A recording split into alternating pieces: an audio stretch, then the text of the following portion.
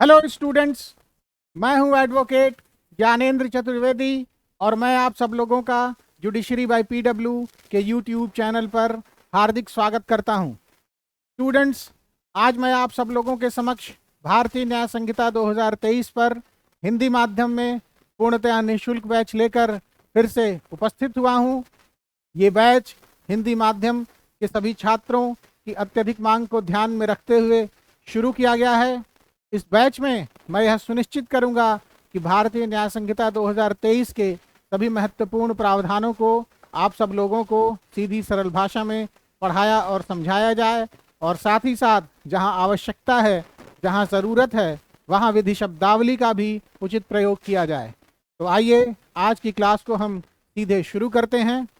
आज की क्लास में हम लोग भारतीय न्याय संहिता 2023 के अंतर्गत दिए गए जीवन को प्रभावित करने वाले अन्य अपराधों से संबंधित प्रावधानों के बारे में पढ़ेंगे। मानव जीवन को प्रभावित करने वाले अन्य अपराध से संबंधित प्रावधान भारतीय न्याय संहिता 2023 की धारा 106 और धारा 111 से 113 के अंतर्गत दिए गए हैं। तो धारा 106 संबंधित है उपेक्षा द्वारा मृत्यु कारित करने से। उपेक्षा द्वारा मृत्यु कारित करना, कॉजिंग डेथ बाय नेग्लिजेंस। उपेक्षा द्वारा मृत्यु कारित करना, कॉजिंग डेथ बाय नेग्लिजेंस।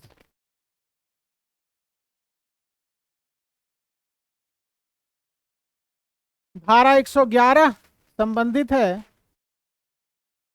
संगठित अपराध से, अर्थात ऑर्गेनाइज्ड क्राइम से।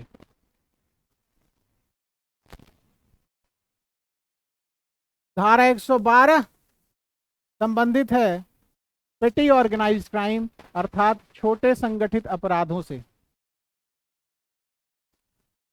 और धारा 113 संबंधित है टेररिस्ट एक्ट, अर्थात आतंकवादी कृत्य से।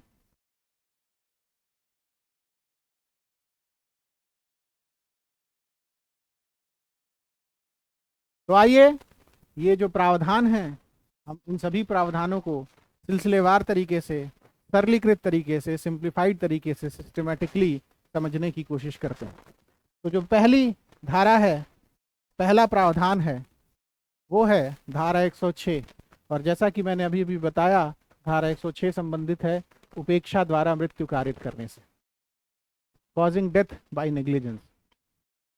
तो ये जो धारा है, धारा 106, उसमें 3 परिस्थितियों की परिकल्पना की गई है। तो आइए वो 3 परिस्थितियां क्या हैं हम देखते हैं और उनसे संबंधित प्रावधानों को भी हम समझने की कोशिश करते हैं। तो पहली जो परिस्थिति है, उस संबंध में धारा 106 यह प्रावधानित करती है, यह उपबंधित करती है कि यदि कोई व्यक्ति उतावलेपन से, अर्थात रैशली, या उपेक्षा से, अर्थात नेग्लिजेंटली, ऐसा कार्य करता है जिससे किसी की मृत्यु होती है और यह आपराधिक मानववध की श्रेणी में नहीं आता, तो उसे अधिकतम 5 वर्ष तक के कारावास से दंडित किया जाएगा। और साथ ही साथ वह व्यक्ति जो है, जो अपराधी है, वह जुर्माने का भी दायी होगा। तो ये जो प्रावधान है, उसके आवश्यक घटक क्या हैं, आवश्यक तत्व क्या हैं, आइए हम जानने और समझने की कोशिश करते हैं। तो पहला जो आवश्यक घटक है वो ये है कि अपराधी कोई कार्य कर रहा है उतावलेपन से, रैशली या फिर नेग्लिजेंटली, और उस कार्य से किसी की मृत्यु हो जाती है। और इस प्रकार मृत्यु कारित किया जाना, अपराधी द्वारा इस प्रकार मृत्यु कारित किया जाना आपराधिक मानववध की श्रेणी में नहीं आता। It does not amount to the offence of culpable homicide. इसका सीधा सीधा अर्थ है कि जो अपराधी है उसका आशय नहीं था या फिर उसका ज्ञान नहीं था मृत्यु कारित करने का।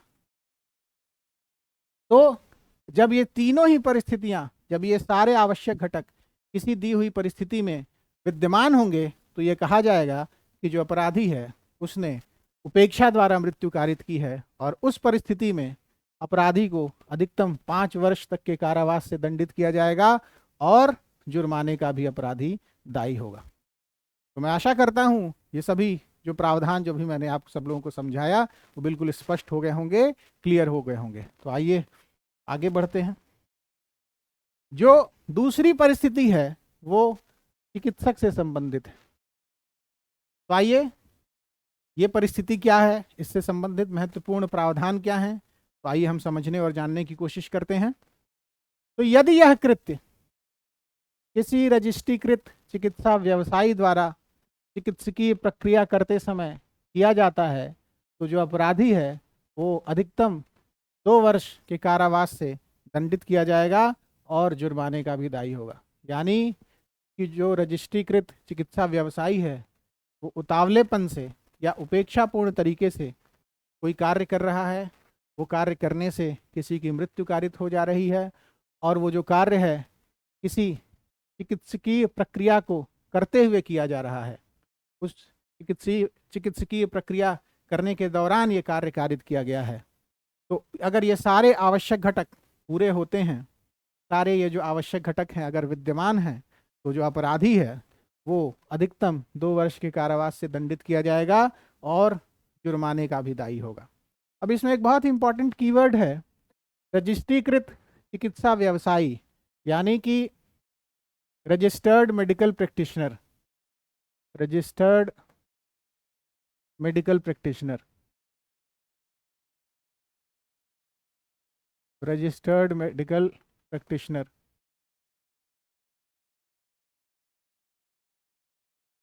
तो रजिस्टर्ड मेडिकल प्रैक्टिशनर का अर्थ क्या है, ये भी इस धारा में दिया गया है।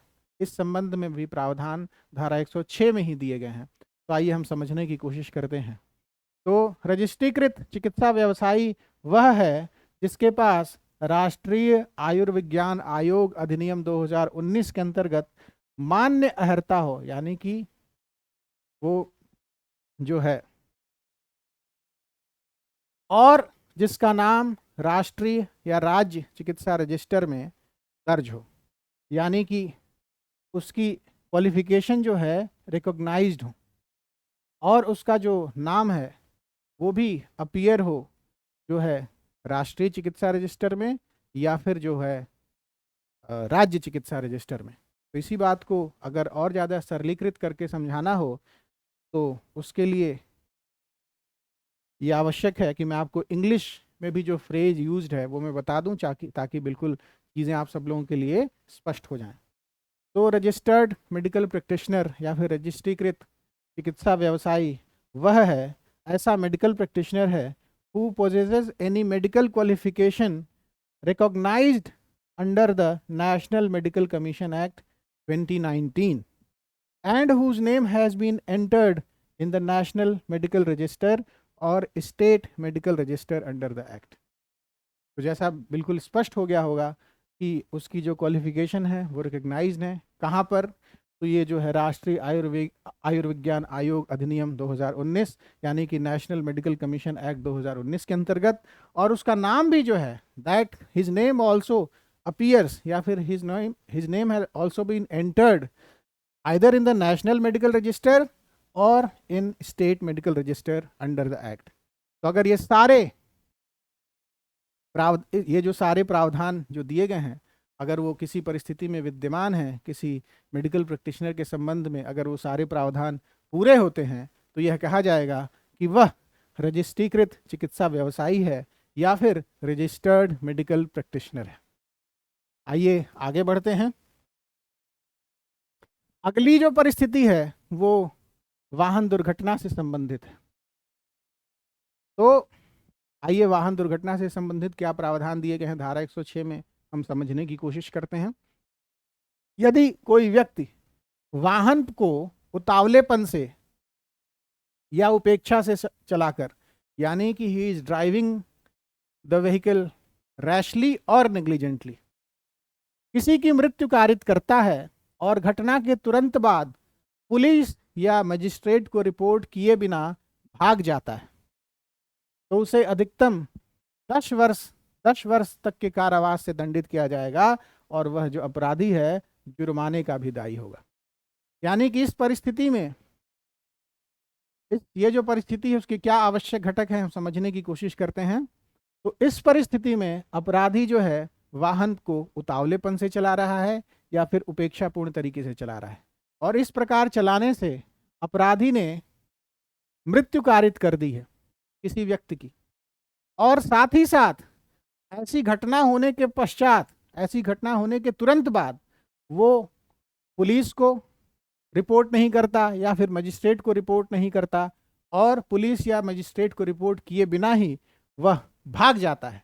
तो अगर ये सारे ही आवश्यक घटक पूरे होते हैं तो अपराधी अधिकतम 10 वर्ष तक के कारावास से दंडित किया जाएगा और जुर्माने का भी दायी होगा। और बहुत ही इंपॉर्टेंट बात एक ये है कि ये जो प्रावधान है धारा 106 के, वो अगर हम इसको सीधी सरल भाषा में समझें तो ये संबंधित है हिट एंड रन केसेस से। तो हिट एंड रन केसेस के संबंध में ये प्रावधान किए गए हैं धारा 106 के अंतर्गत। और ये जो नवीन प्रावधान है, नए प्रावधान है, ऐसे प्रावधान भारतीय दंड संहिता अर्थात इंडियन पीनल कोड में नहीं थे। तो मैं आशा करता हूं ये जो कुछ भी अभी तक मैंने आप सब लोगों को पढ़ाया बिल्कुल स्पष्ट हो गया होगा, क्लियर हो गया होगा। आइए आगे बढ़ते हैं। अब जो दो कीवर्ड्स हैं वो बड़े इंपॉर्टेंट हैं, उनको थोड़ा एक्सप्लेन कर देना उदाहरणों के माध्यम से, थोड़ा उनकी व्याख्या ज़रूरी हो जाती है। तो पहला है ऐसा कार्य जो रैशली किया जाए या फिर ऐसा कार्य जो उतावलेपन से किया जाए। तो कब हम कहेंगे कि कोई कार्य उतावलेपन से किया जा रहा है? तो आइए हम समझने की कोशिश करते हैं। उतावलेपन से किया गया कार्य ऐसा कार्य है जिसे कारित करने वाले व्यक्ति को पता होता है कि उसका काम जो है जोखिम भरा है, खतरनाक है, फिर भी वह उसे करता है। वह जानबूझ के जोखिम तो उठाता है, लेकिन जो अपराधी उसका इरादा क्षति करने का नहीं होता। तो उदाहरण के लिए तेज रफ्तार में गाड़ी चलाना जबकि सड़क भीड़ भाड़ वाली हो, तो ये जो है उतावलेपन से कार्य किया जा रहा है। या फिर रेड लाइट जंप करके लाल बत्ती तोड़कर वाहन चलाना, ये कार्य भी उतावलेपन से किए गए कार्य का एक उदाहरण है। मैं आशा करता हूँ ये उतावलेपन कब कहा जाएगा कि कोई कार्य उतावलेपन से किया गया है, ये आप सब लोगों को स्पष्ट हुआ होगा, क्लियर हुआ होगा। आइए आगे बढ़ते हैं। अब एक और बहुत इंपॉर्टेंट कीवर्ड जो यूज्ड है इस प्रोविजन में, इस प्रावधान में, वो है कॉजिंग कोई उपेक्षा पूर्वक किया गया कार्य, यानी कि एन एक्ट डन नेग्लिजेंटली। उपेक्षापूर्ण तरीके से कोई कार्य किया गया है, ये कब कहा जाएगा? तो आइए इस संबंध में जो महत्वपूर्ण बातें हैं हम उन बातों को समझने की कोशिश करते हैं। तो उपेक्षापूर्वक किया गया कार्य अर्थात एन एक्ट डन नेग्लिजेंटली, तो उपेक्षापूर्वक किया गया कार्य ऐसा कार्य है जो जिम्मेदारी से न किया गया हो या जिसे पर्याप्त सावधानी से नहीं किया गया है, यानी कि सफिशिएंट केयर नहीं लिया गया। मतलब ये आप ये समझिए कि जिम्मेदारी थी, जिम्मेदारी पूर्वक नहीं किया गया कोई कार्य, या फिर उसमें जो है सफिशिएंट केयर नहीं लिया गया अर्थात पर्याप्त सावधानी नहीं बरती गई। तो अगर ऐसा है तो ये जो कार्य है ये माना जाएगा कि ये कार्य उपेक्षा पूर्वक किया गया है। अगर इसको और ज़्यादा सरलीकृत करें और कानूनी संदर्भ में हम समझने की कोशिश करें तो कानूनी दृष्टि से यह कहा जा सकता है कि ऐसा कार्य जो उपेक्षा पूर्वक किया गया है वो ड्यूटी ऑफ केयर का उल्लंघन है। ड्यूटी ऑफ केयर अर्थात सावधानी बरतने की जिम्मेदारी, अर्थात किसी की जिम्मेदारी है कि वो एक विशेष प्रकार की सावधानी बरते और वो सावधानी नहीं बरतता है बल्कि अपनी उस जिम्मेदारी का उल्लंघन कर देता है, तो इस दशा में ये कहा जाएगा कि उसका वो जो कृत्य है वो उपेक्षा पूर्वक किया गया है, उपेक्षापूर्ण तरीके से किया गया है। उदाहरण के लिए कोई डॉक्टर है और उसके द्वारा ऑपरेशन में मूलभूत सावधानी नहीं बरती गई, यानी कि बेसिक जो आप ये समझिए जो बेसिक केयर की ज़रूरत है वो भी नहीं लिया गया, और उस कारण जो है मरीज के पेट में सर्जिकल नाइफ छूट गई। तो ये जो है ये कार्य, उसका ये जो कृत्य है, ऐसा कृत्य डॉक्टर का जो उदाहरण में जैसा मैंने भी समझाया, डॉक्टर का ऐसा कृत्य जो है वो उपेक्षापूर्ण कृत्य है। वो जो कृत्य है उपेक्षापूर्ण तरीके से किया गया है, उपेक्षापूर्वक किया गया है। दूसरा उदाहरण ये हो सकता है कि चालक द्वारा गाड़ी की ब्रेक की जांच करना आवश्यक था और उसने गाड़ी के ब्रेक की जांच नहीं की और उसने बिना ब्रेक की जांच किए ही वाहन को चलाया, जिससे दुर्घटना हो गई। तो अगर कोई ऐसा कृत्य है तो वो भी उपेक्षापूर्वक किया गया कृत्य माना जाएगा। तो मैं आशा करता हूं कि धारा 106 के प्रावधान आप सभी लोगों को स्पष्ट हुए होंगे, क्लियर हुए होंगे। आइए आगे बढ़ते हैं। अगला जो बहुत बहुत ही महत्वपूर्ण प्रावधान है वो है धारा 111। धारा 111 संबंधित है संगठित अपराध से, अर्थात ऑर्गेनाइज्ड क्राइम से। तो संगठित अपराध की परिभाषा दी गई है धारा 111 उपधारा 1 में। ये जो परिभाषा है बड़ी लंबी चौड़ी है, बहुत ही वॉल्यूमिनस है। तो ये जो परिभाषा है इसके सभी आवश्यक घटकों को मैंने बुलेट पॉइंट्स में समराइज किया है। बुलेट पॉइंट्स में तोड़कर मैं आप सब लोगों को ये परिभाषा है उसको समझाने की कोशिश करूंगा, उसको समझाने का प्रयास करूंगा। और ये जो परिभाषा है उसके सभी आवश्यक घटकों को मैं सरलीकृत तरीके से, सिंप्लीफाइड तरीके से आप सब लोगों को समझाने का मैं पूरा प्रयास करूंगा। तो आइए शुरू करते हैं। तो धारा 111 उपधारा 1 के अनुसार यदि कोई व्यक्ति या समूह, पर्सन और अ ग्रुप ऑफ पर्सन्स किसी संगठित अपराध सिंडिकेट अर्थात ऑर्गेनाइज्ड क्राइम सिंडिकेट का सदस्य होकर या उसकी ओर से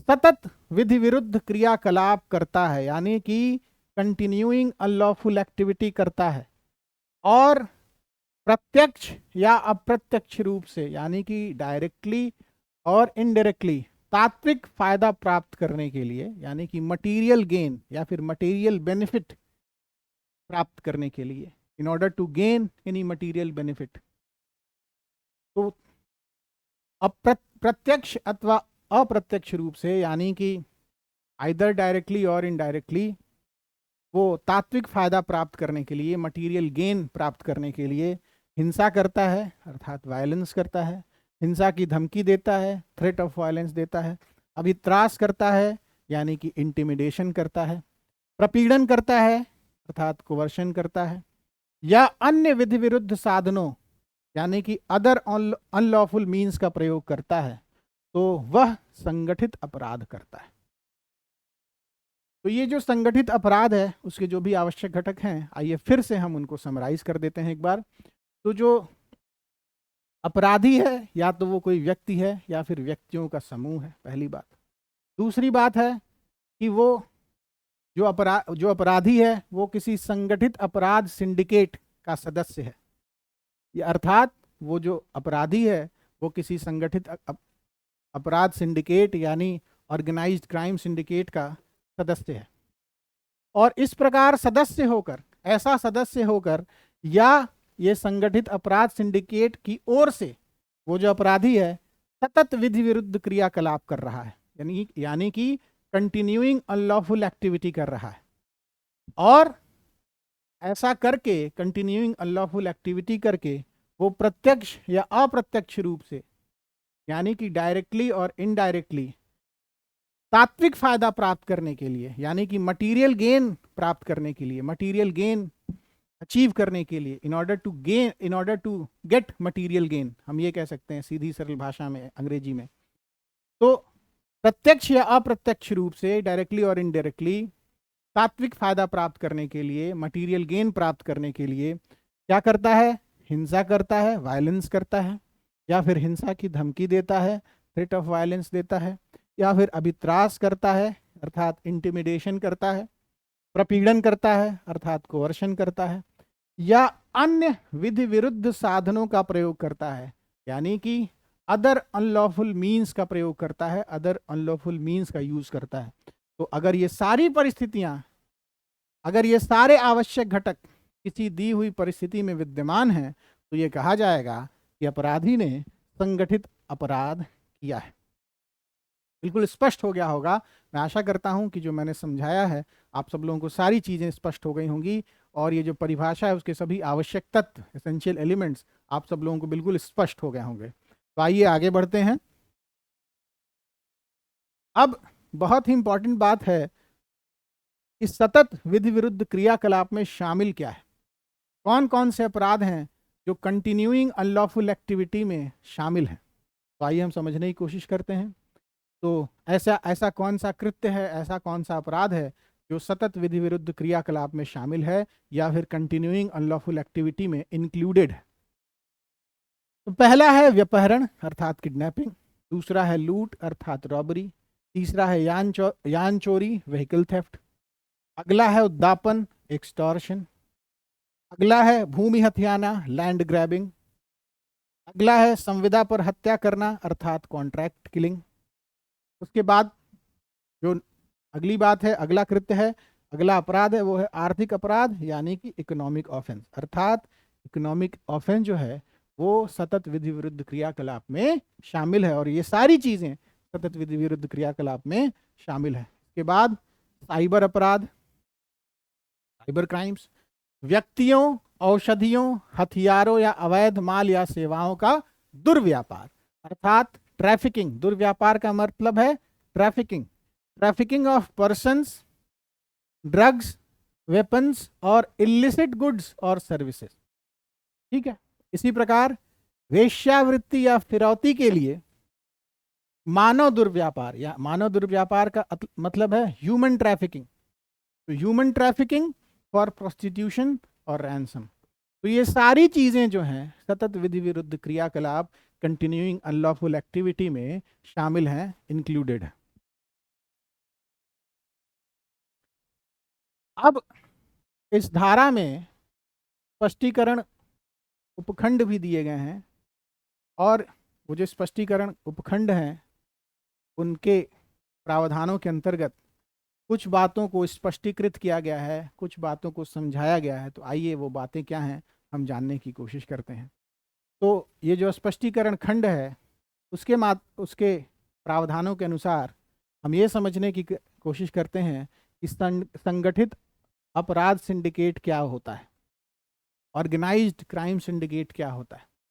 तो ऑर्गेनाइज्ड क्राइम सिंडिकेट से अभिप्रेत है दो या अधिक व्यक्तियों का समूह, ग्रुप ऑफ 2 और मोर पर्सन्स, जो लगातार अपराध करता है।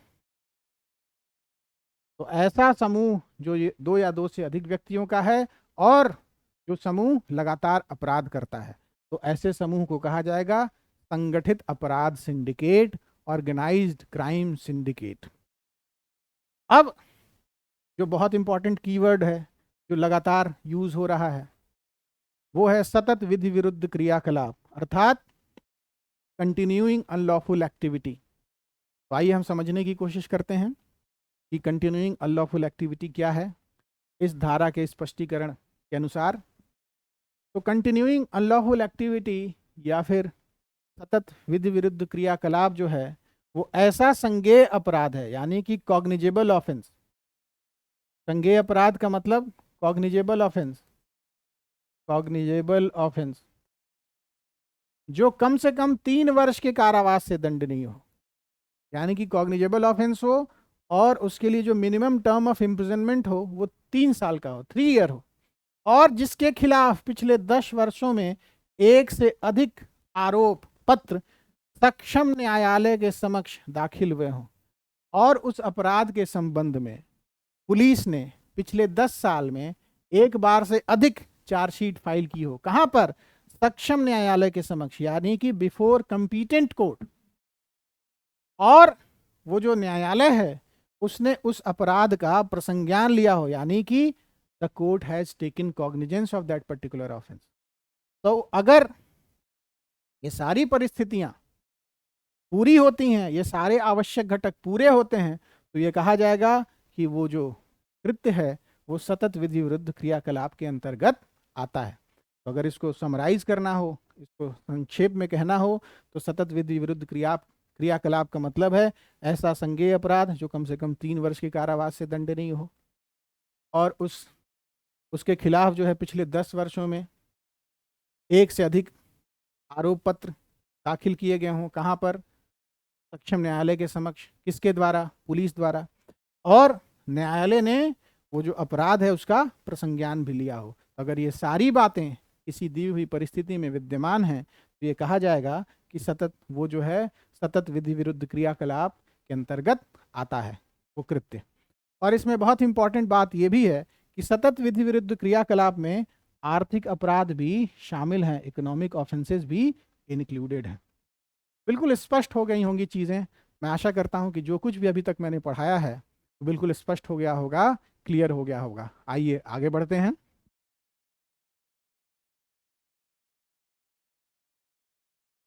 अब आर्थिक अपराध में क्या क्या सम्मिलित है, क्या क्या शामिल है, कौन कौन सी चीज़ें इंक्लूडेड हैं, कौन कौन से अपराध इंक्लूडेड हैं, उस बात के संबंध में भी स्पष्टीकरण दिया गया है इसी धारा 111 के अंतर्गत। तो आइए हम समझने की कोशिश करते हैं। तो आर्थिक अपराध में आपराधिक न्यास भंग, कूट रचना, करेंसी नोट, बैंक नोट, सरकारी स्टाम्प का कूटकरण, हवाला संव्यवहार, बड़े पैमाने पर विपणन कपट, बैंक या वित्तीय संस्थाओं को ठगने की योजनाएं, ये सब कुछ आर्थिक अपराध में शामिल है। तो आर्थिक अपराध में क्या क्या शामिल है? आपराधिक न्यास भंग यानी कि criminal breach of trust, criminal breach of trust, criminal breach of trust, कूट रचना, forgery, currency note, bank note, सरकारी स्टाम्प का कूटकरण यानी कि forgery of currency notes, bank notes और गवर्नमेंट स्टैंप्स, हवाला संव्यवहार यानी कि हवाला ट्रांजैक्शन, संव्यवहार का मतलब है ट्रांजैक्शन, बड़े पैमाने पर विपणन कपट यानी कि लार्ज स्केल फाइनेंशियल स्कैम, विपणन का अर्थ है फाइनेंशियल, बैंक या वित्तीय संस्थाओं को ठगने की योजना, स्कीम्स टू डिफ्रॉड बैंक्स और फाइनेंशियल इंस्टीट्यूशन, ये सारी चीजें जो है आर्थिक अपराध में शामिल हैं, इंक्लूडेड हैं।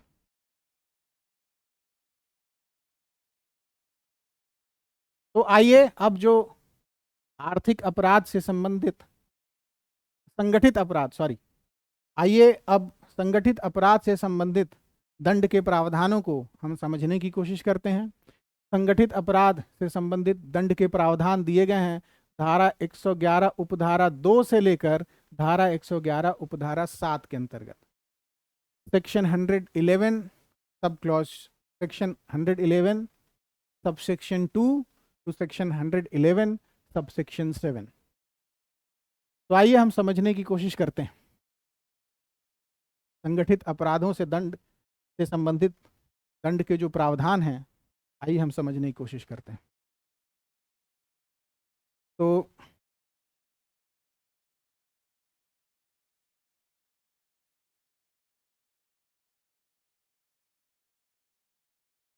जो दंड से संबंधित प्रावधान हैं वो इस प्रकार हैं, वो कुछ इस प्रकार हैं, उनको समराइज तरीके से, सरलीकृत तरीके से कुछ इस प्रकार बताया जा सकता है, समझाया जा सकता है। आइए देखते हैं दंड से संबंधित प्रावधानों को। संगठित अपराध से संबंधित दंड के, संगठित अपराध से संबंधित दंड के प्रावधानों को आइए हम समझने और जानने का प्रयास करते हैं। तो यदि संगठित अपराध से किसी व्यक्ति की मृत्यु हो गई है, यानी कि यदि संगठित अपराध कारित हुआ और उससे किसी की मृत्यु हो गई है, किसी व्यक्ति की मृत्यु हो गई है, तो उस दशा में जो अपराधी है उसको मृत्यु दंड या आजीवन कारावास दिया जाएगा, और साथ ही साथ वो जो अपराधी है जुर्माने का भी दायी होगा, और जुर्माने की जो राशि होगी वो 10 लाख से कम नहीं होगी, यानी कि न्यूनतम जुर्माने की न्यूनतम राशि जो है वो 10 लाख होगी।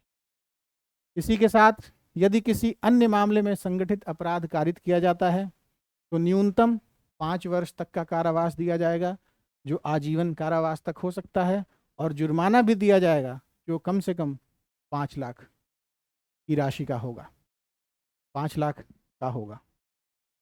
संगठित अपराध का अगर षड्यंत्र हो रहा है, प्रयास हो रहा है, दुष्प्रेरण हो रहा है या फिर सहयोग हो रहा है, तो उस दशा में न्यूनतम 5 वर्ष तक का आजीवन कारावास, 5 वर्ष तक का कारावास दिया जाएगा, जो आजीवन कारावास तक हो सकता है, और साथ ही साथ जो अपराधी होगा वो जुर्माने का दायी भी होगा, और जुर्माने की जो राशि होगी वो 5 लाख से कम नहीं होगी। इसी के साथ ही साथ अगर संगठित अपराध सिंडिकेट का सदस्य है कोई व्यक्ति, तो उस दशा में संगठित अपराध सिंडिकेट का सदस्य होने के लिए जो दंड है वो है न्यूनतम 5 वर्ष तक का कारावास, जो आजीवन कारावास तक हो सकता है, और जो अपराधी है वो जुर्माने का भी दायी होगा, और जुर्माना 5 लाख रुपए से कम नहीं होगा।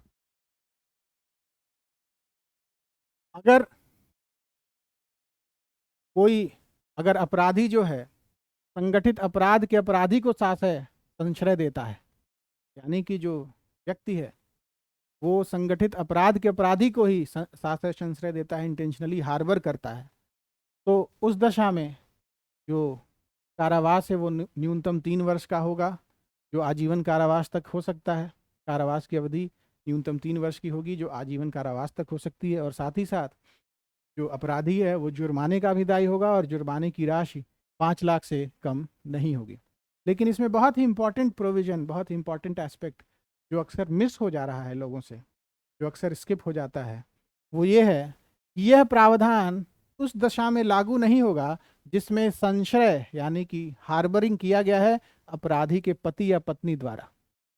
यानी कि अगर अपराधी का जो स्पाउस है, ऑफेंडर का जो स्पाउस है, या फिर अपराधी का जो पति या पत्नी वो संशय देती हैं, इस प्रकार देता है, अपराधी का पति या पत्नी इस प्रकार संशय देता है, तो ये जो प्रावधान है वो लागू नहीं होंगे। दंड से संबंधित जो ये प्रावधान है वो लागू नहीं होंगे। अब जो दंड से संबंधित अगला प्रावधान है वो क्या है? यदि संगठित अपराध से अर्जित संपत्ति पर कब्जा रखा जा रहा है अपराधी द्वारा, तो उस दशा में न्यूनतम 3 वर्ष का कारावास होगा, जो आजीवन कारावास तक हो सकता है, और साथ ही साथ जुर्माना भी देना पड़ेगा अपराधी को, जो 2 लाख से कम का नहीं होगा। अगला जो दंड से संबंधित प्रावधान है वो क्या कहता है, आइए हम समझने की कोशिश करते हैं। यदि संगठित अपराध सिंडिकेट के सदस्य की ओर से संपत्ति का कब्जा रखा जाता है अपराधी द्वारा, जिसका समाधानप्रद लेखा नहीं दिया गया है। समाधानप्रद लेखा का मतलब कि उसका सेटिस्फैक्ट्री अकाउंट नहीं दिया गया है, तो क्या दंड का प्रावधान होगा, हम समझने की कोशिश करते हैं। तो उस दशा में जो अपराधी है उसको न्यूनतम 3 वर्ष का कारावास दिया जाएगा, अधिकतम 10 वर्ष तक का कारावास हो सकता है, और साथ ही साथ जो अपराधी है वो जुर्माने का भी दायी होगा, और जुर्माने की राशि जो है वो 1 लाख से कम नहीं होगी।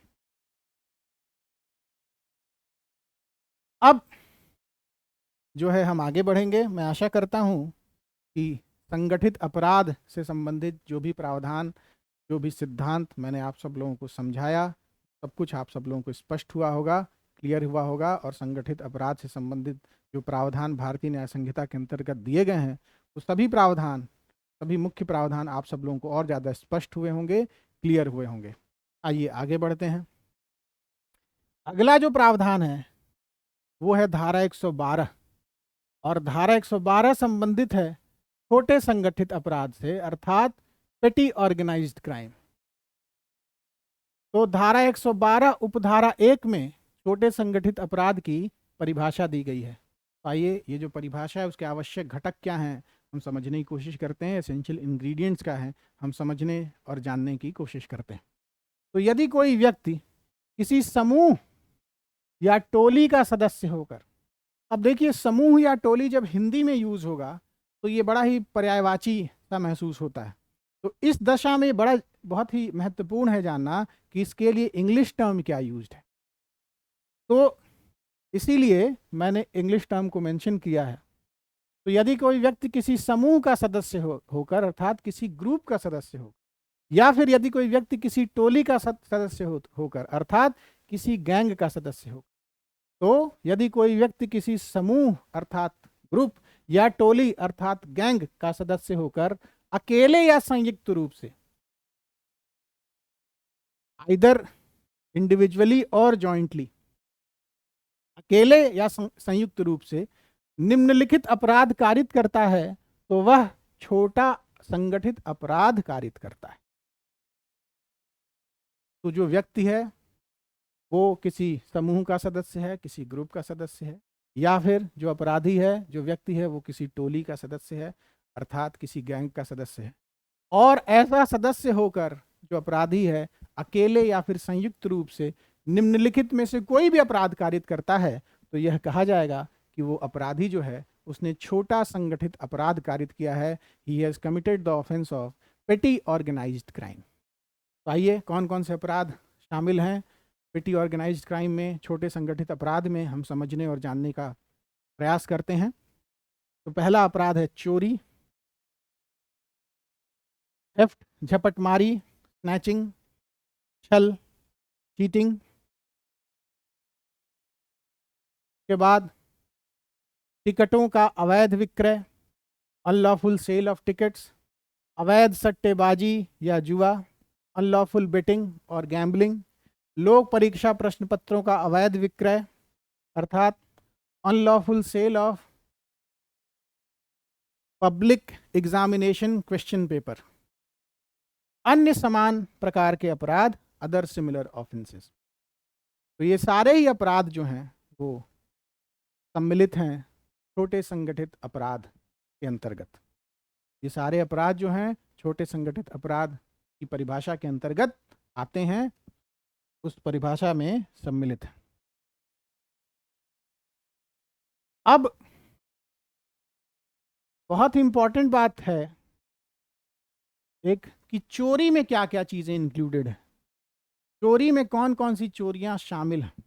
इस बात को भी स्पष्टीकरण खंड के माध्यम से समझाया गया है। धारा 112 के अंतर्गत एक स्पष्टीकरण खंड है, उस स्पष्टीकरण के माध्यम से यह समझाया गया है कि इस उपधारा के प्रयोजनों के लिए, यानी कि धारा 112 उपधारा 1 के प्रयोजनों के लिए चोरी में कौन कौन सी चोरियां शामिल हैं। तो आइए हम समझने का प्रयास करते हैं कि चोरी में कौन कौन सी चोरियां शामिल हैं धारा 112 के प्रयोजनों के लिए। तो चोरी में जो पहली चोरी शामिल है वो है चालाकी से चोरी, यानी कि trick theft. Trick theft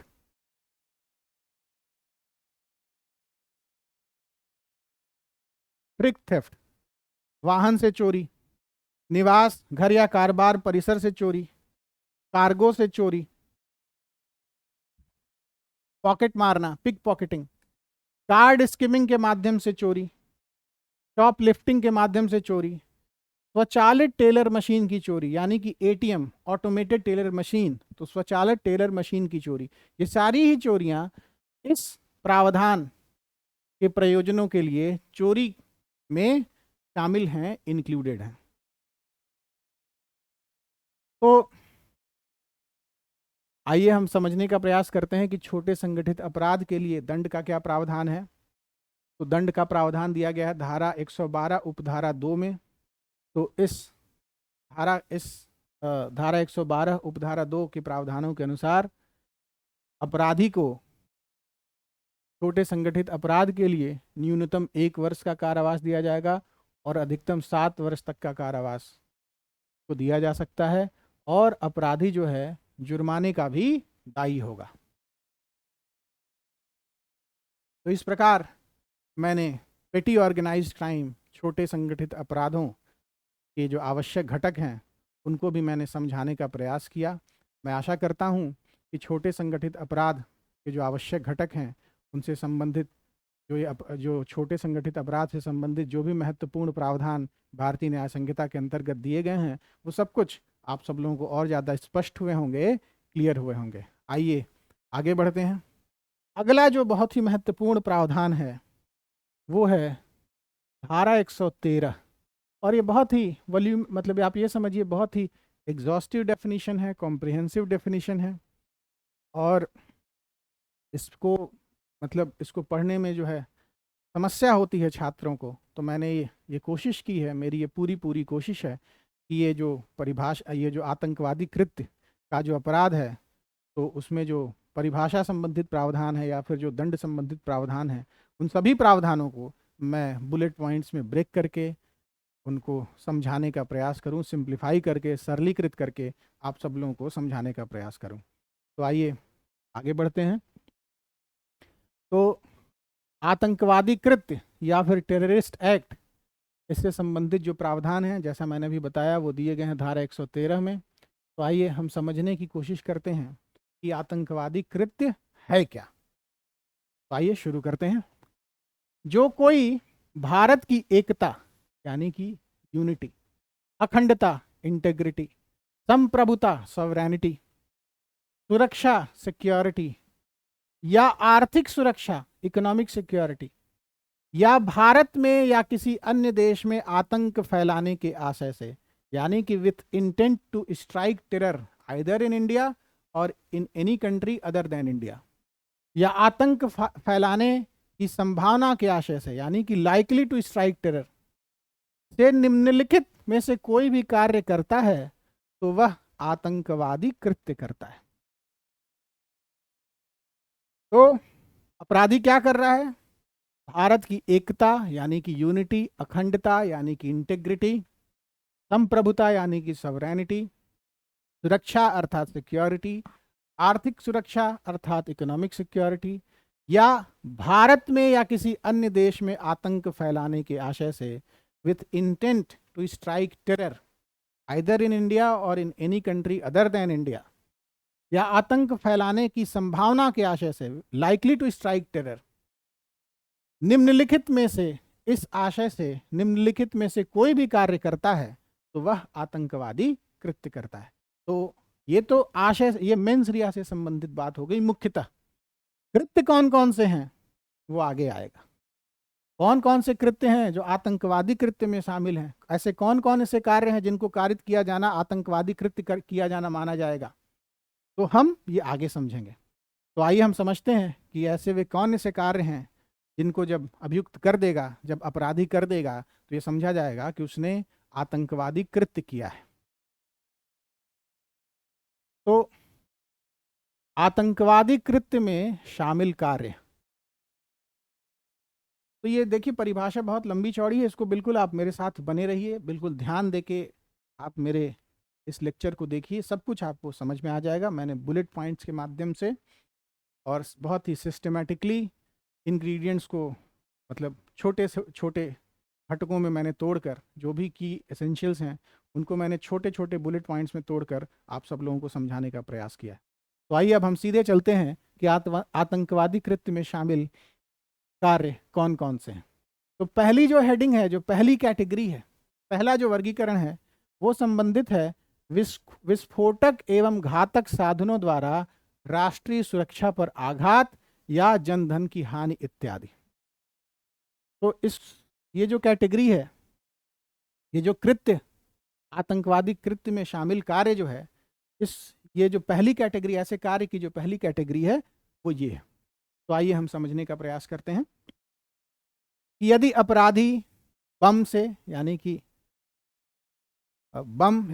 if the offender by use of bombs, या फिर डायनामाइट से, या फिर अन्य विस्फोटक पदार्थ या ज्वलनशील पदार्थ से, यानी कि अदर एक्सप्लोसिव सब्सटेंस, एक्सप्लोसिव यानी विस्फोटक, ज्वलनशील का मतलब इनफ्लेमेबल, तो अदर एक्सप्लोसिव सब्सटेंस और इनफ्लेमेबल सब्सटेंस, अग्नायुधों से यानी कि फायर आर्म से, या अन्य प्राणहर आयुधों से, यानी प्राणहर बहुत इंपॉर्टेंट कीवर्ड है, लीथल, अदर लीथल वेपन्स,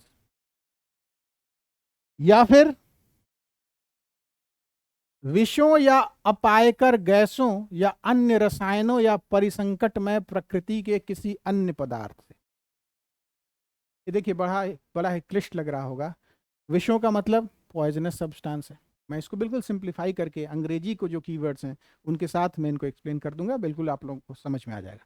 विषों यानी कि पॉइजनस सब्सटेंस, या फिर अपायकर गैसों, नॉक्शियस गैसेस, या फिर अन्य रसायनों या परिसंकटमय प्रकृति के किसी अन्य पदार्थ द्वारा, अदर केमिकल्स, अन्य रसायनों, रसायन का मतलब केमिकल्स, और by any other substance of hazardous nature. Hazardous nature किस चीज का ट्रांसलेशन है? परिसंकटमय प्रकृति। ये देखिए बहुत इंपॉर्टेंट कीवर्ड है, अगर आप इसको अपने मेंस आंसर राइटिंग में यूज करते हैं तो there are greater chances of you fetching good marks, better marks. तो परिसंकट में प्रकृति के किसी अन्य पदार्थ यानी कि any other substance of hazardous nature का उपयोग करके कोई ऐसा कार्य करता है, यानी कि हम अगर समझें तो बॉम्ब का उपयोग करके, डायनामाइट का उपयोग करके, इनफ्लेमेबल या एक्सप्लोसिव सब्सटेंस का उपयोग करके, फायर आर्म्स का उपयोग करके, अदर लीथल वेपन का उपयोग करके, या फिर नॉक्शियस या पॉइजनस गैस का उपयोग करके, या फिर any other substance of hazardous nature इसका उपयोग करके कोई ऐसा कार्य करता है अपराधी जिससे किसी व्यक्ति की मृत्यु होती है या फिर उसे क्षति होती है या होने की संभावना है। मृत्यु हो जाती है, आइदर डेथ इज कॉज्ड, या फिर क्षति हो जाती है, आइदर इंजरी इज कॉज्ड, और डेथ और injury is likely to be caused. संपत्ति की हानि होती है यानी कि लॉस ऑफ प्रॉपर्टी हो जाता है, या फिर संपत्ति का नुकसान हो जाता है, डैमेज टू प्रॉपर्टी हो जाता है, या फिर संपत्ति का विनाश हो जाता है, डिस्ट्रक्शन ऑफ प्रॉपर्टी हो जाता है, या फिर ऐसा कुछ भी होने की संभावना है, या फिर आवश्यक सेवाओं में बाधा उत्पन्न होती है, यानी कि आवश्यक सेवा का मतलब essential service, there is disruption of essential service, यानी कि disruption of essential services is caused. तो या फिर कूटकृत भारतीय करेंसी आदि का निर्माण, तस्करी, परिचालन करता है जिससे भारत की आर्थिक स्थिरता को नुकसान पहुंचता है, अर्थात damage to the monetary stability of India by way of production, smuggling और circulation of counterfeit Indian paper currency etcetera. यानी कि जो अपराधी है वो क्या कर रहा है, कूटकृत भारतीय करेंसी आदि का निर्माण कर रहा है, प्रोडक्शन कर रहा है, तस्करी कर रहा है, स्मगलिंग कर रहा है, परिचालन कर रहा है, उसका सर्कुलेशन कर रहा है, और उसके इस कृत्य से भारत की आर्थिक स्थिरता को नुकसान होता है, यानी कि इकोनॉमिक स्टेबिलिटी जो है वो जो है उसको नुकसान पहुंच रहा है, उसको डैमेज हो रहा है। तो या फिर ऐसा होने की संभावना भी है, तो उस परिस्थिति में जो है ये आतंकवादी कृत्य में शामिल कार्य माना जाएगा। या फिर भारत की प्रतिरक्षा या भारत सरकार या किसी राज्य सरकार के संबंध में उपयोग की जाने वाली संपत्ति का नुकसान करता है, अर्थात जो अपराधी है वो डैमेज कॉज करता है, डिस्ट्रक्शन कॉज करता है, किसका, किसी प्रॉपर्टी का जो which is intended to be used for the defence of India. तो ऐसी कोई संपत्ति है जो आशयित है, जिसका उपयोग आशयित है भारत की प्रतिरक्षा के लिए। तो डैमेज और destruction of any property intended to be used for the defence of India और in connection with any purposes of the government of India और एनी स्टेट गवर्नमेंट। तो किसी ऐसी संपत्ति का नुकसान करता है, विनाश करता है जो भारत की प्रतिरक्षा के लिए उपयोग में लाई जा सकती है, या फिर भारत सरकार या फिर किसी राज्य सरकार के संबंध में उपयोग की जा सकती है।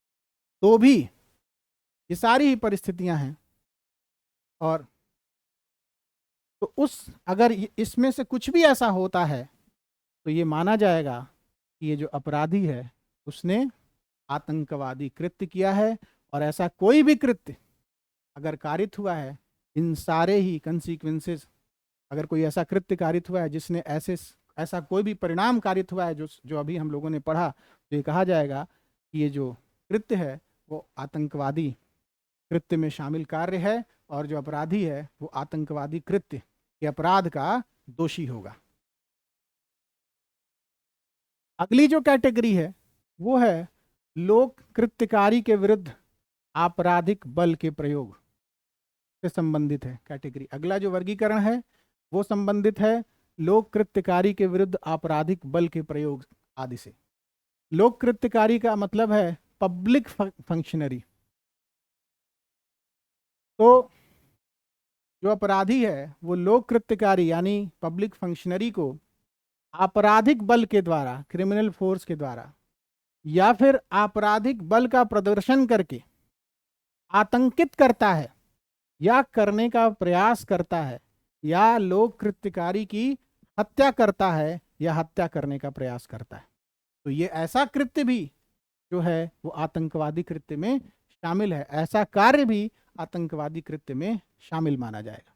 यानी कि अगर इसको मैं मतलब और ज़्यादा सिंप्लीफाई करने के लिए अगर मैं इंग्लिश के टर्म्स के साथ आपको समझाऊं, चीज़ें और ज़्यादा स्पष्ट हो जाएंगी कि the offender overawes by means of criminal force or the show of criminal force or attempt to do so or causes death of any public functionary or attempts to cause death of any public functionary। तो जो अपराधी है वो लोक कृत्यकारी अर्थात public functionary को आपराधिक बल के द्वारा या आपराधिक बल का प्रदर्शन करके आतंकित करता है, या फिर इस प्रकार आतंकित करने का प्रयास करता है, या फिर लोक कृत्यकारी की मृत्यु कारित करता है, या फिर लोक कृत्यकारी अर्थात पब्लिक फंक्शनरी की मृत्यु कारित करने का प्रयास करता है। तो अगर ये ऐसा कोई भी कृत्य कर रहा है, ऐसा कोई भी कार्य कर रहा है अपराधी, तो आतंकवादी कृत्य में शामिल कार्य माना जाएगा। अगली जो कैटेगरी है वो संबंधित है सरकार संस्था व्यक्ति को बाध्य करने हेतु अपहरण या धमकी। तो जो अपराधी है वो किसी व्यक्ति का व्यपहरण कर रहा है, किडनैपिंग कर रहा है, या फिर अपहरण कर रहा है, उसे निरुद्ध कर रहा है, डिटेन कर रहा है, या फिर उसे नुकसान पहुंचाने की धमकी दे रहा है।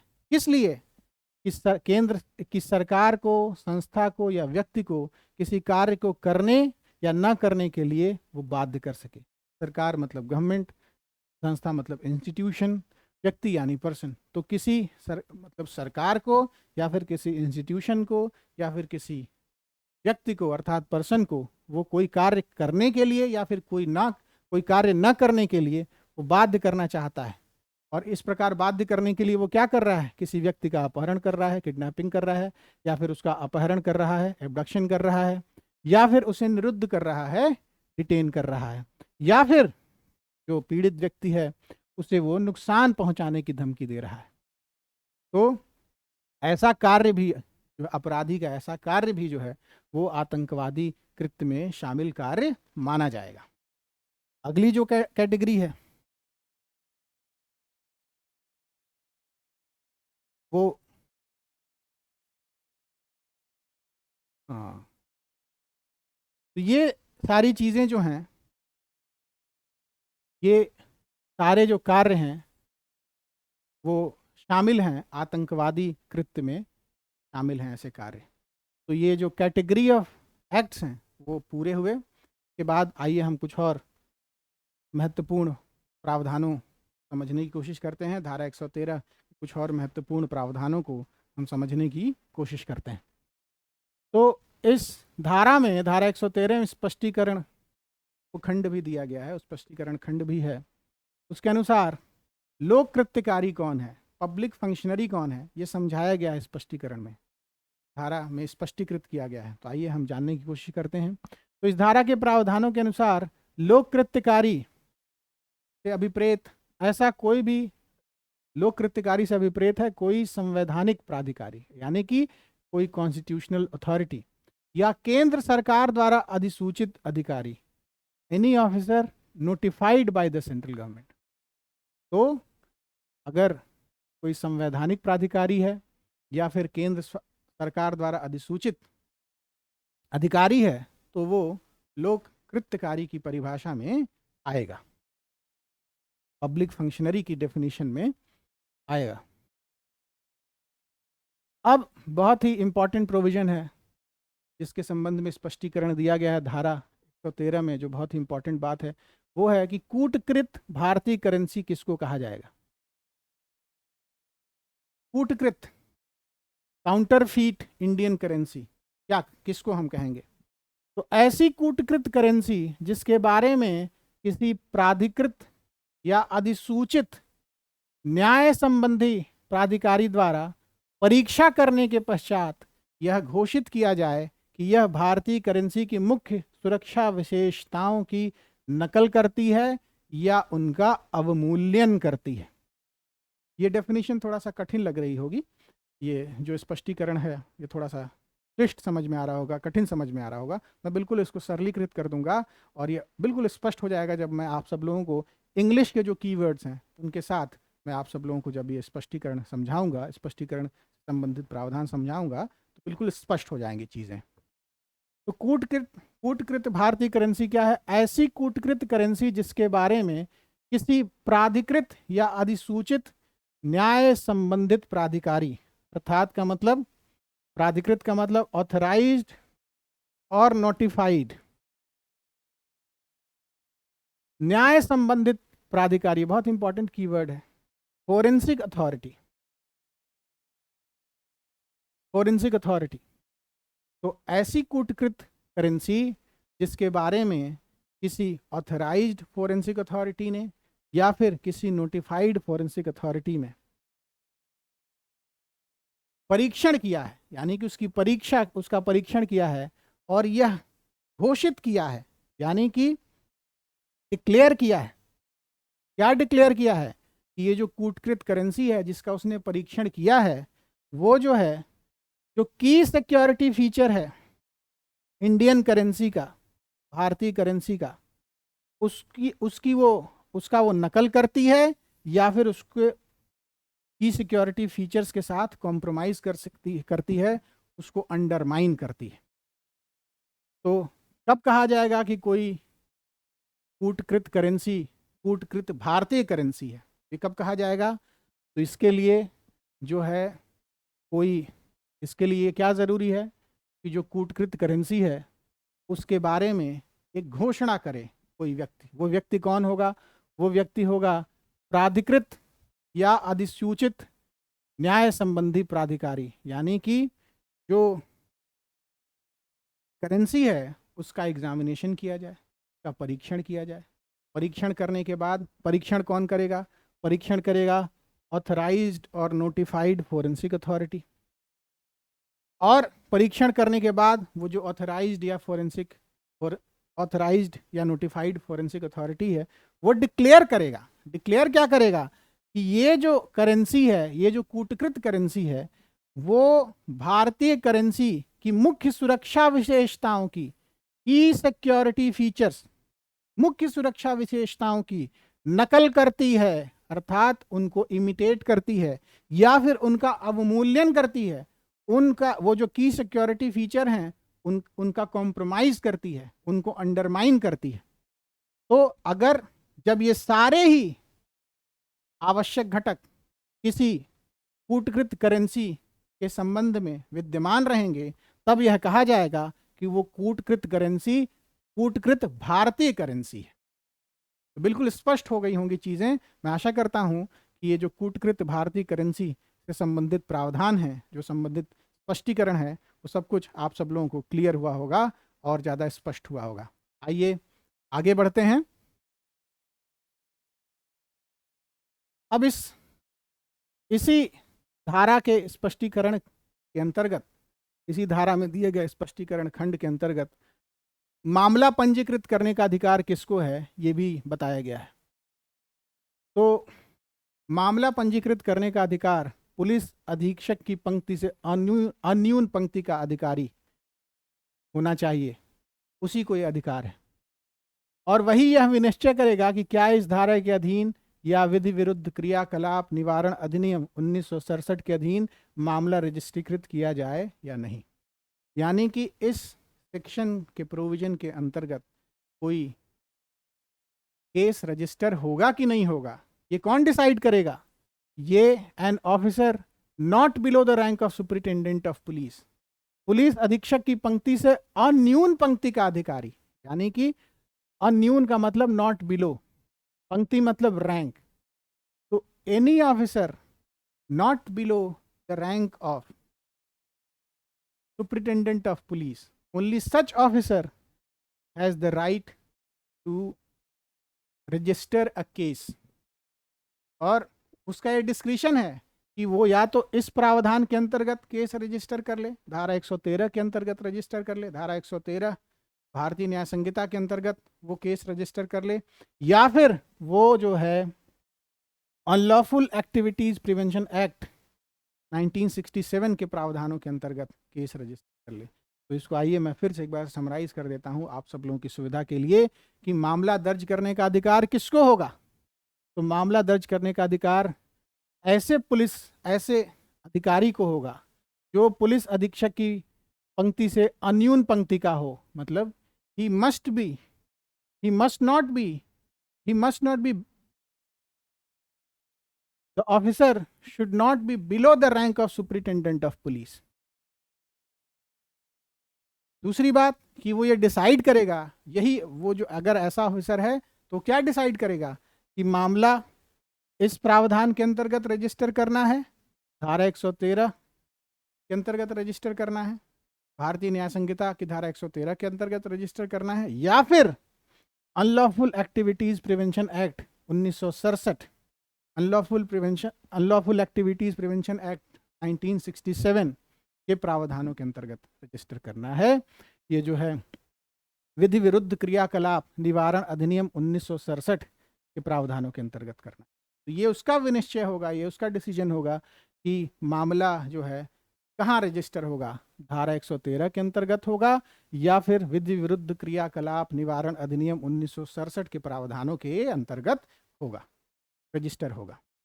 तो मैं आशा करता हूँ कि मामला दर्ज करने का जो अधिकार है उससे संबंधित प्रावधान आप सब लोगों को स्पष्ट हो गए होंगे, क्लियर हो गए होंगे। आइए आगे बढ़ते हैं। आगे जो है, आगे के प्रावधान जो हैं वो संबंधित हैं दंड से। आतंकवादी कृत्य के लिए दंड से संबंधित प्रावधान वो दिए गए हैं धारा 113 उपधारा 2 से धारा 113 उपधारा 7 तक। तो यदि आतंकवादी कृत्य से मृत्यु होती है तो मृत्यु दंड दिया जा सकता है या आजीवन कारावास दिया जा सकता है, और साथ ही साथ जुर्माना भी लगाया जाएगा अपराधी पर। अन्य मामलों में न्यूनतम 5 वर्ष का कारावास जो आजीवन कारावास तक हो सकता है, और जुर्माना भी लगाया जाएगा। के साथ ही साथ अगर षड्यंत्र है, प्रयास है, उकसाया जा रहा है, सहयोग दिया जा रहा है, सुविधा दी जा रही है, तो इस दशा में न्यूनतम 5 वर्ष का कारावास होगा जो आजीवन कारावास तक हो सकता है, और साथ ही साथ जो अपराधी है वो जुर्माने का भी दायी होगा। अगर प्रशिक्षण शिविर आयोजित किया जा रहा है या भर्ती किया जा रहा है, ट्रेनिंग कैंप्स ऑर्गेनाइज किए जा रहे हैं या फिर रिक्रूटमेंट्स किए जा रहे हैं, तो उस दशा में न्यूनतम 5 वर्ष तक का कारावास दिया जाएगा जो आजीवन कारावास तक हो सकता है, और जो अपराधी होगा वो जुर्माने का भी दायी होगा। अगर आतंकवादी संगठन का कोई सदस्य है या उसमें वो शामिल है तो आजीवन कारावास तक का दंड दिया जा सकता है, और अपराधी जुर्माने के लिए भी दायी होगा। और यदि आतंकवादी को संश्रय दिया जा रहा है, उसको छिपाया जा रहा है, तो न्यूनतम 3 वर्ष तक का कारावास होगा जो आजीवन कारावास तक हो सकता है, और जो अपराधी है वो जुर्माने का भी दायी होगा। और अगर अपराधी आतंकवादी कृत्य से अर्जित संपत्ति रखता है, उसका पोजेशन रखता है, property earned by any terrorist act, property earned through any terrorist act, अगर उसका वो पोजेशन रखता है, तो उस दशा में जो अपराधी है उसको आजीवन कारावास तक के कारावास से दंडित किया जाएगा, और जो अपराधी है वो जुर्माने का भी दायी होगा। तो इस प्रकार आतंकवादी कृत्य से संबंधित जो दंड के प्रावधान हैं वो भी मैंने आप सब लोगों को समझाने का प्रयास किया। आशा है ये सारे प्रावधान आप सब लोगों को स्पष्ट हुए होंगे, क्लियर हुए होंगे। और इसी के साथ ही मैं आज की क्लास को यहीं कंक्लूड करता हूँ। आशा है आप सब लोगों को ये क्लास भी पिछली क्लास की तरह इन्फॉर्मेटिव लगी होगी, इंसाइटफुल लगी होगी। आप सब लोगों को जो है भारतीय न्याय संहिता के अंतर्गत दिए गए प्रावधान जो संबंधित हैं उपेक्षा द्वारा मृत्यु कारित करने से, या फिर जो संबंधित है संगठित अपराधों से, छोटे संगठित अपराधों से, या फिर आतंकवादी कृत्य से, ये सारे प्रावधान आप सब लोगों को और ज़्यादा स्पष्ट हुए होंगे, क्लियर हुए होंगे। अगर आप सब लोगों को आज का ये लेक्चर पसंद आया हो तो कृपया वीडियो को लाइक और शेयर करें और चैनल को सब्सक्राइब करें। जय हिंद।